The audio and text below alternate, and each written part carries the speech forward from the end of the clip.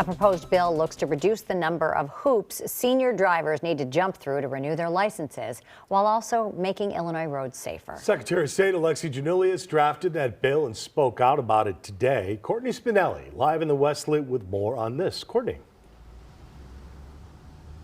Good afternoon. Right now, Illinois is the only state in the nation to require a behind-the-wheel driver's test for seniors based on age. And while this bill wouldn't eliminate that entirely, it would change the age from 79 to 87. Now, drivers 81 to 86 would still need to visit a DMV every 2 years, a shorter renewal period, but no driving test would be required. Illinois is also one of only 5 states that does not allow immediate family members to report concerns about a relative's driving ability regardless of age. If passed, this would aim to prevent people from driving whose skills on the road may have declined due to cognitive or medical reasons. If a report is found to be credible, a driver would be required to submit a medical reevaluation report and or undergo retesting, which could include written, vision, and behind the wheel to keep their license. Secretary of State says data shows seniors remain among the safest drivers of any age category.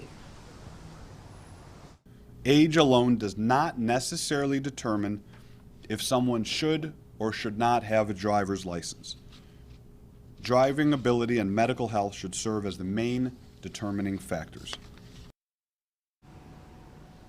House Bill 1226, or the Road Safety and Fairness Act, was filed today, but this is just the first step in the process. In order for this to become a law, it would still need to pass the House and Senate and then be signed by the governor. Lawmakers tried to pass a version of this bill last year, and it made it out of the committee, but essentially it died after. Now, while this won't align Illinois by eliminating the age requirement for seniors entirely, they say it's a step forward in a way to at least get something on the books. They also say this was a push by constituents to get this put into place, and they felt that current laws disproportionately affect older drivers. So again, not going to change anything at this moment, but it's the start of that entire process. Live in the Loop, Courtney Spinelli, WGN News.